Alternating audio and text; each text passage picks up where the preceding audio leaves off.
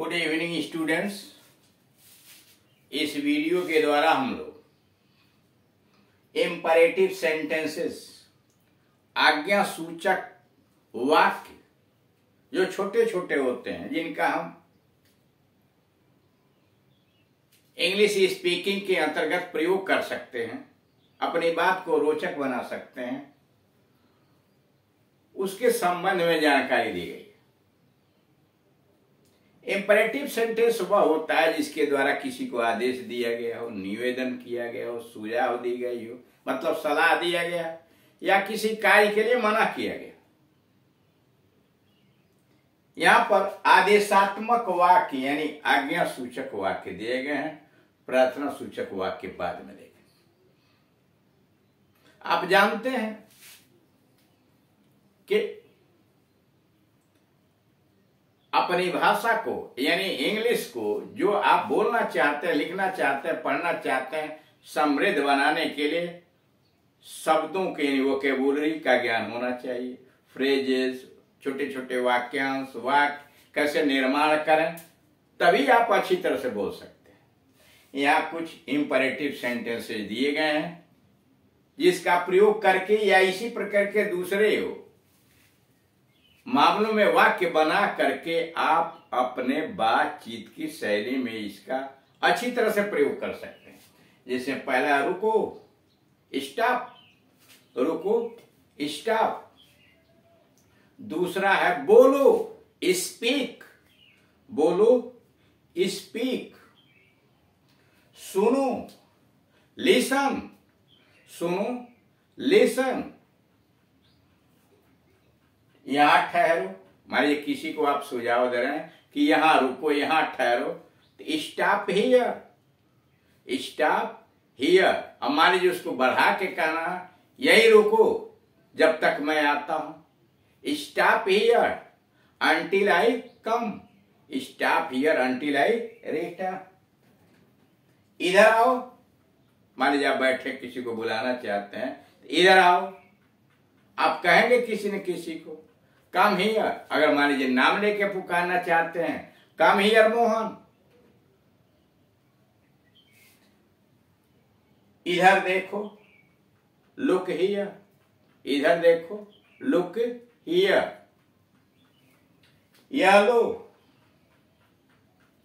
किसी को कुछ दे रहे हैं आप, बिना मांगे देते, यह लो, टेक इट, यह लो, टेक इट।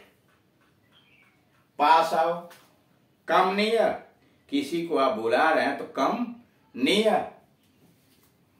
बाहर प्रतीक्षा करो, वेट आउटसाइड, बाहर प्रतीक्षा करो, वेट आउटसाइड।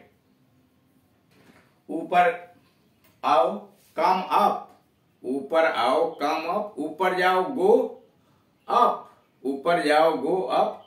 ऊपर आओ, कम अप। नीचे जाओ, गो, सही है,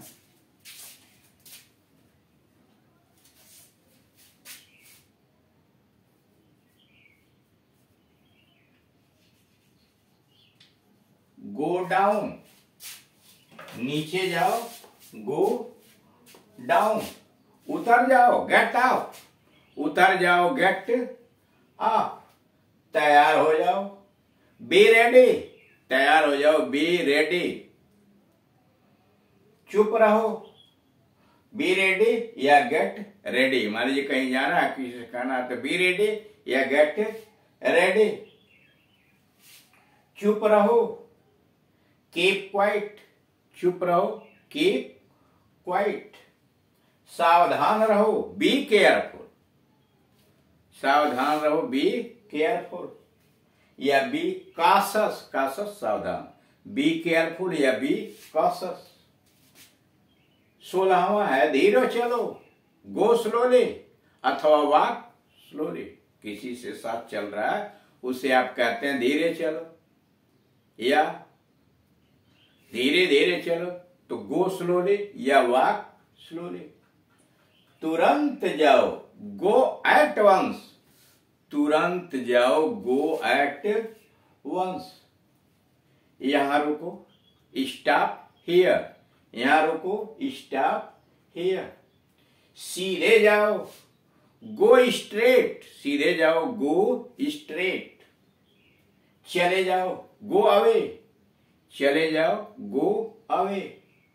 निकल जाओ, गेट आउट, निकल जाओ, गेट आउट।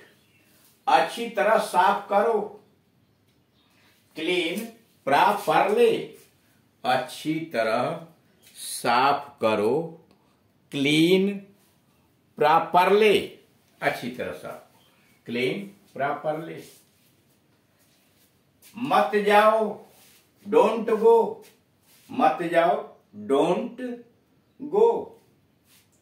इसे मत तोड़ो, डोंट ब्रेक इट, इसे मत तोड़ो, डोंट ब्रेक इट। मुझे मत सताओ, डोंट ट्रबल, या don't tease me, don't trouble me, या डोंट टीज मी। फिर कोशिश करो, ट्राई अगेन, फिर कोशिश करो, ट्राई अगेन। आप शुरू कीजिए, गो अहेड, आप शुरू कीजिए, गो अहेड। अगला है मत हिलो या हिलो मत, डोंट मूव, मत हिलो या हिलो मत, डोंट मूव। मेहनत करो, वर्क हार्ड, मेहनत करो, वर्क हार्ड। झूठ मत बोलो, don't tell a lie, don't tell a lie. ये ऐसे छोटे छोटे वाक्य हैं जिनका प्रयोग करके हम अपने इंग्लिश स्पीकिंग को धारा प्रवाह और आकर्षक बना सकते हैं। अब जरा इसमें थोड़ा नोट देख लीजिए। ये छोटे छोटे वाक्य हैं, वाक्य छोटे हैं लेकिन अर्थ में पूर्ण है, पर ये पूर्ण वाक्य। इसमें क्रियाएं तो अपने स्थान पर हैं, कर्ता गायब है, इसलिए इंपरेटिव सेंटेंस के अंतर्गत सब्जेक्ट यू होता है, तुम, जिसे छिपा लिया जाता है। तो वाक्य के लिए कर्ता और क्रिया यही दो होना आवश्यक है।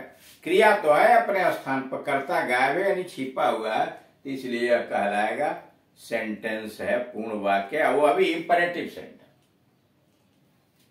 नंबर 2, ये जितने वाक्य दिए गए हैं यहां पर, इसमें थोड़ा सा अगर प्रयास किया जाए तो इसे रिक्वेस्ट में बदला जा सकता है। सेंटेंसेज ऑफ रिक्वेस्ट यानी प्रार्थना सूचक वाक्य में जिसे आदर झलकता हो उसमें बदला जा सकता है।